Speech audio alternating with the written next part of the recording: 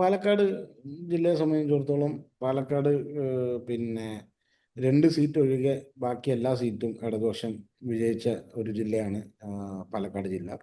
ആ, നമുക്കറിയാം മണ്ണാർക്കാടും പാലക്കാടും മാത്രമാണ് UDFന് വിജയിക്കാനായിട്ടുള്ളത്. ആ, ഒരു പക്ഷെ അത് ഈ വർഷവും ഈ പ്രാവശ്യവും 2026-ലും UDF നിലനിർത്തും, പാലക്കാടും മണ്ണാർക്കാടും.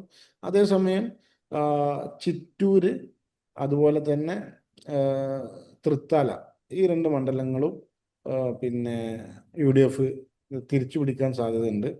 ചിറ്റൂര് അച്യുതൻ പിന്നെ വിജയിച്ചതിന് ശേഷം ആ, പിന്നെ അതിനുശേഷം കോൺഗ്രസ് വിജയിച്ചിട്ടില്ല. അപ്പോൾ കഴിഞ്ഞ ഒരു 5 വർഷമായിട്ട് അച്യുതൻ അവിടെ നിന്ന് സുമേഷ് അച്യുതൻ അവിടെ നിന്ന് വർക്ക് ചെയ്യുകയും ആ, പിന്നെ ഒരു നല്ലൊരു സീസൺഡ് പൊളിറ്റീഷ്യൻ ആണ് എന്നുള്ള രീതിയിലുള്ളൊരു ഒരു ജനപ്രീതി ഉണ്ടാക്കിയെടുക്കുകയും ചെയ്തിട്ടുണ്ട്. അപ്പം എനിക്ക് തോന്നുന്നത് മൂന്നാമതായിട്ട് പിന്നെ UDF അവിടെ വളരെ കംഫർട്ടബിൾ ആയിട്ട് ചിറ്റൂര് വിജയിക്കാൻ സാധ്യതയുണ്ട് എന്നുള്ളതാണ് ഞാൻ മനസ്സിലാക്കുന്നത്. തൃത്താല അതുപോലെ തന്നെ വളരെ ഇൻട്രസ്റ്റിംഗ് ആയിട്ടുള്ളൊരു ഫൈറ്റ് നടന്ന ഒരു കോൺസ്റ്റിറ്റ്യൻസിയാണ്.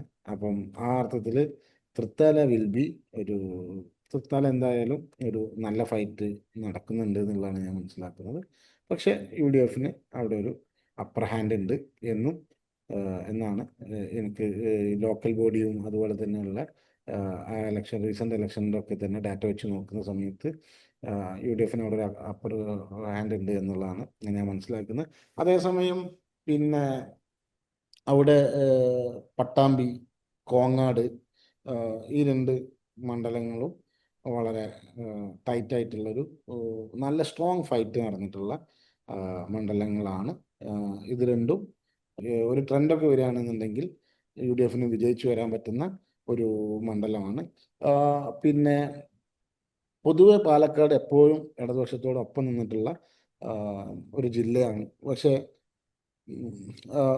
ഞാൻ വിചാരിക്കുന്നത് ഇപ്രാവശ്യത്തെ ഇലക്ഷനിൽ പാലക്കാട് സീറ്റുകൾ കൂടുതൽ UDFന് കിട്ടിയിട്ടില്ലെങ്കിൽ പോലും വോട്ടിംഗ് പേഴ്സൻറ്റേജിൽ ഇടതുപക്ഷത്തിൻ്റെ അടിസ്ഥാന വോട്ടുകൾ കുറയുന്നതായിട്ട് പിന്നെ ഇടതുപക്ഷത്തിൻ്റെ അടിസ്ഥാന വോട്ടുകളിൽ വിള്ളൽ വീഴാൻ സാധ്യതയുണ്ട് എന്നുള്ളതാണ് ഞാൻ മനസ്സിലാക്കുന്നത്. ഞാൻ പാലക്കാട് ജില്ലയിലൂടെ സഞ്ചരിച്ചിട്ടുണ്ട്.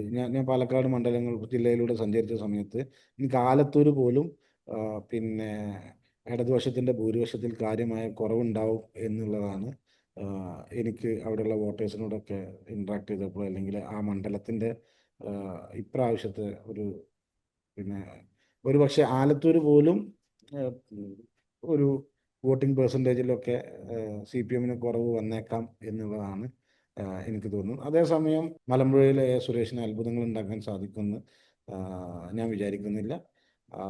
ബാക്കി എല്ലാം തന്നെ നേരത്തെ പറഞ്ഞ പോലെ ബാക്കിയൊക്കെ തന്നെ തരൂരായിക്കോട്ടെ ഷൊർണൂരായിക്കോട്ടെ ഒക്കെ CPMന് ഒരു മെജോറിറ്റി ഉള്ള മണ്ഡലങ്ങളാണ്. ഒറ്റപ്പാലവും അത്ഭുതം ഉണ്ടാവും എന്ന് ഞാൻ പ്രതീക്ഷിക്കുന്നില്ല. ഒരു പക്ഷേ പ്രേംകുമാർ കഴിഞ്ഞ തവണയൊക്കെ സരിനെ തോൽപ്പിച്ച അതേ പിന്നെ മെജോറിറ്റിയിൽ തന്നെ ഇപ്രാവശ്യം PK ശശിയെയും തോൽപ്പിച്ച് നിയമസഭയിലെത്തുന്നുള്ളതാണ് ഞാൻ വിചാരിക്കുന്നത്.